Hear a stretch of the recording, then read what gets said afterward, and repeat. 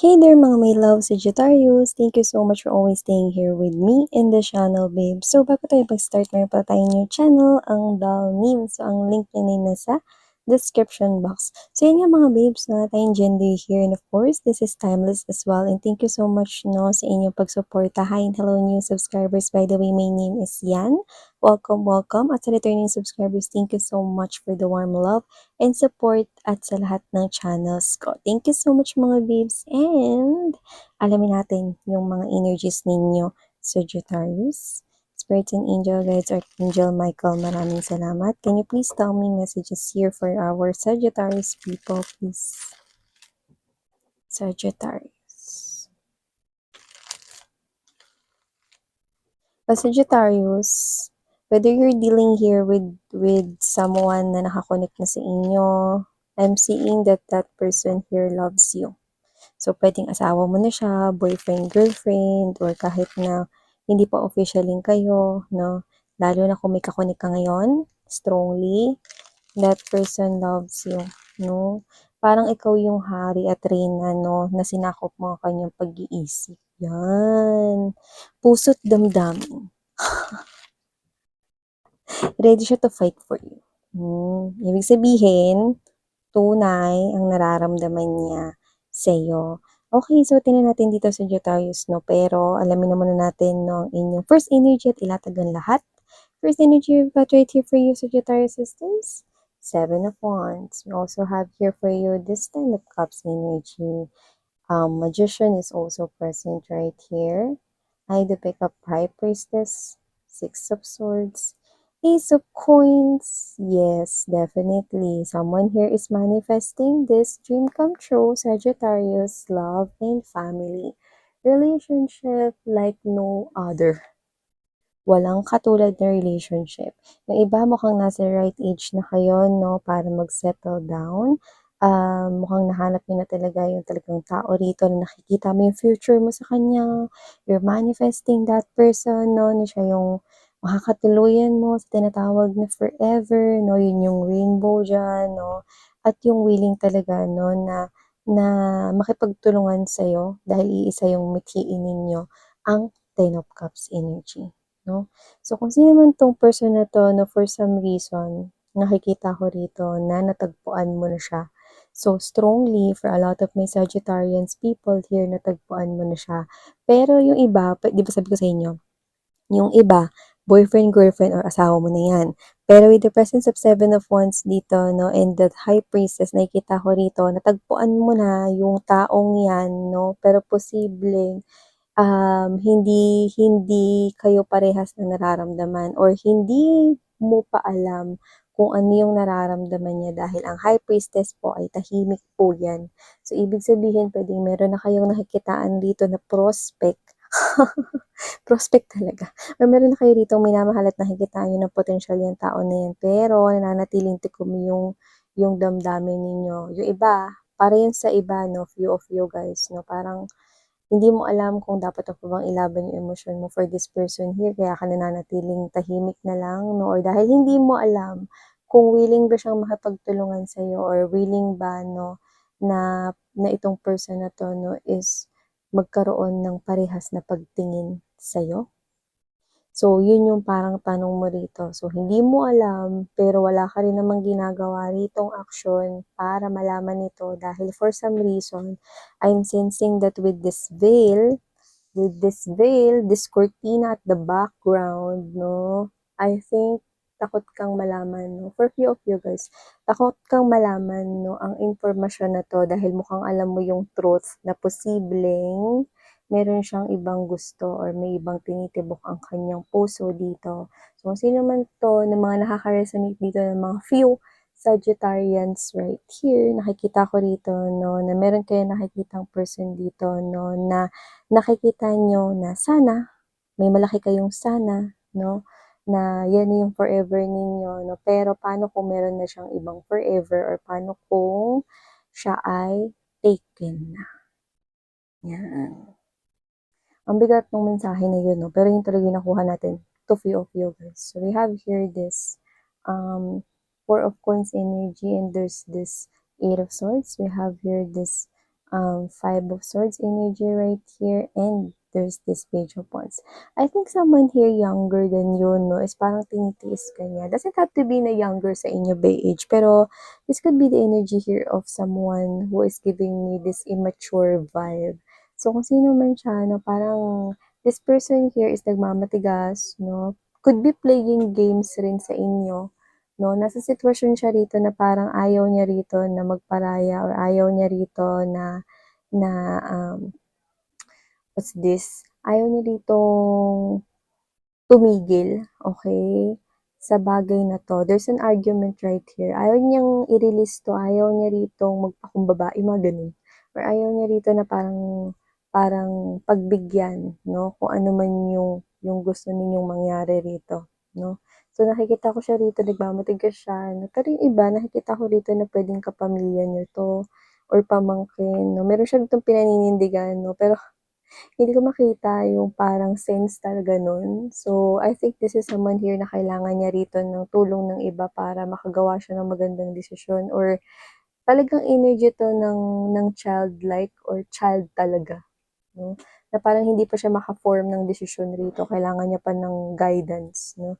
So, meron dito matigas yung ulo, could be a family member here or could be the person that you had dealt with in the past, 'no, na nakikita ko rito na na hindi siya rito bumibitaw.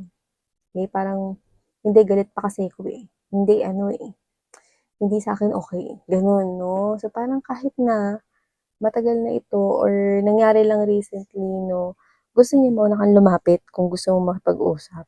At gusto niya rito mga babes 'no, na mai-o-offer ka sa kanya 'no, para, ibaba niya rito yung guards down niya 'no, parang gano'n, parang bata talaga.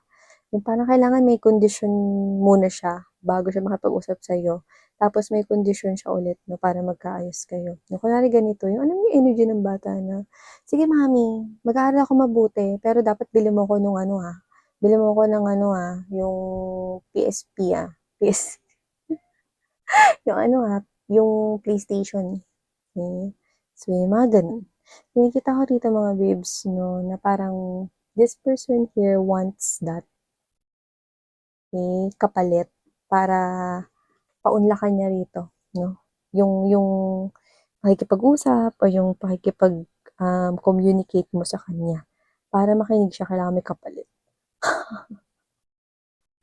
Okay, let's take how this resonates.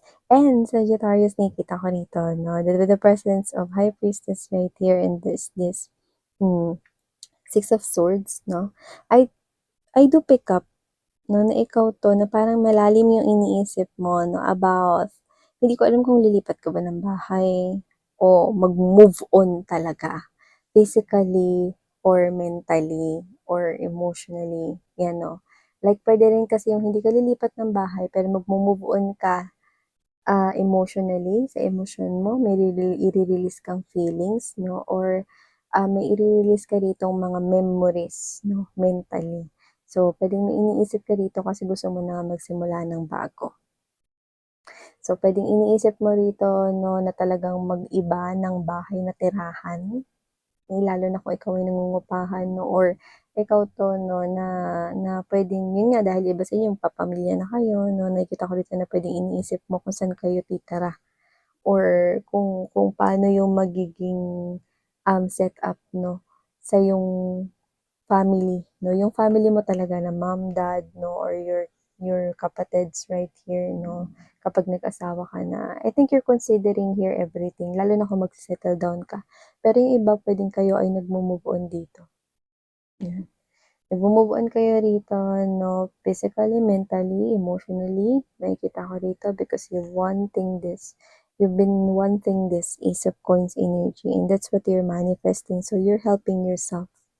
I'm seeing you deleting here the list of the followers na hindi mo naman kilala, okey, or yung mga ina-unfriend mo na ngayon sa FB 'no, or ina-unfriend mo sa tunay na buhay din, hindi lang sa FB or sa mga social media platforms. I'm seeing you wanting here peace and calmness with this Six of Swords energy. And someone here is with you. I think marami sa inyo rito yung may partner na. 'no? Pero alam mo, isa lang ring ibig sabihin nito, kung single ka, hindi na rin magtatagal na mag-isa ka. Kasi nakita ko rito na ikaw ay may makakasama na, taray! And for some reason, I'm seeing letter D. D as in dog. So whatever the case may be, maybe initials niyo yun, initials niya, or parts ng name niya. So whatever the case may be, nakikita ko dito that, okay, your single life will be over soon. So mag-enjoy ka na. Mag-enjoy ka na ngayon.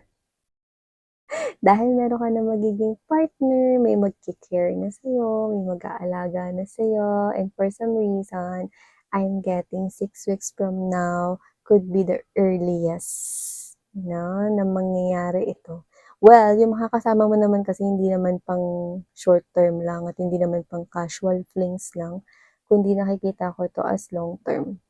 Like you're heading towards that pathway papuntang family. So, kung ano man 'to mga babes, nakikita ko dito 'no, na this person here will definitely your soulmate na tinatawag mo rito, unaware ka man or hindi ka aware. And also, I'm picking up right here, may nag-aaral ba dito? Kasi parang may ano, nagme-memorize ng mga parang yung mga 'di ba 'pag nag-aaral ka before 'no, siguro ikaw yung klase ng person na maingay ka or may boses 'pag nagme-memorize ka. Jose Rizal, Pambansang Bayani. Jose Rizal, Pambansang Bayani, ta's yung katabi mo na classmate mo 'no, hindi makapag-concentrate kasi ang ingay mo, eh. Nakuha ko ng gano'n, yung parang kasing kaya mo i-memorize yung mga terms, mga ano tawag nito, mga mga important na notes 'no, kapagka sinasabi mo ito ng malakas 'no. Pero kasi yun nga, eh, ang cute nun 'no, may gano'n akong classmate, eh, dati, 'di ba? So yun nag-memorize ng formula sa math, eh. Square root is ganito, ganyan. Tapos ang ingay, eh, ikaw din, yun gano'n. So nakikita ko rito, hindi kaya classmate kita? So nakikita ko rito 'no, na meron ditong maaaring inaaral kayo. Okay? And you're giving too much focus to that. Like literally, andun yung isip mo, andun yung focus mo. And whatever that is, either you are a student literally or not, pwede rin naman na may inaaral ka ritong bagong gustong pasukin na negosyo or trabaho, nakikita ko magtatagumpay ka dyan. Okay? Kasi you're putting in the hard work. So, hindi ko alam kung mag-e-exam ka ba o ano ba 'to, meron bang test dito. Nakikita ko makakapasa ka. Because the magician and there's this Ace of Pentacles, there's a new beginning waiting for you just because you're putting in the hard work. So kung meron ka man ngayon na parang pinu-pursue diyan, inaaral ng mga bago ritong mga um, puwede mong hindi pagkaabalahan lang, eh, yung puwede talagang magdala ng pagbabago sa buhay mo. Like merong epekto sa buhay mo na pagbabago, nakikita ko yun para sa'yo, Sagittarius 'no. So kung ano man yan, nakikita ko na isa yang malaking sandata para makuha mo 'tong malaking bilog na 'to 'no, at kung ano 'to, ito lang naman mga babes 'no, yung success at tagumpay sa kaperahan 'no. Ano man yang knowledge na yan na inaaral mo, na pinagsusumikapan mo at nagbibigay yan sa'yo, sorry, nabubulol. Nagbibigay yan sa'yo 'no ng oportunidad 'no, para mas makuha mo 'to. Isa 'tong malaking oportunidad sa pera, sa sa kaalwan ng pamumuhay 'no, at posible rin mga babes 'no, sa pag-angat rito ng iyong pinansiyal, ng buhay mo, okey? Makatutulong yang bagay na yan sa'yo. So nakikita ko rito na may tagumpay sa anumang ginagawa mo. Aquarius yung babanggitin ko 'no, pero Sagittarius ito, so maaaring iba sa inyo dealing with Aquarius or meron kayo 'no, Aquarius sa inyong placements or chart 'no, pero you could be dealing here with any zodiac sign, okay? So, I do pick up right here, Sagittarius, that this is you. There's a rainbow here for you. And the rainbow is symbolizing here miracles in life. So kung ano man to, no, this is your miracle and you're about to see it right before your eyes. 'no? So yeah, wow! These are all the messages I've got right here for you, Sagittarius. Maraming salamat sa pagtambay mo at suporta rito 'no. Thank you so much! Sana ngayong love and light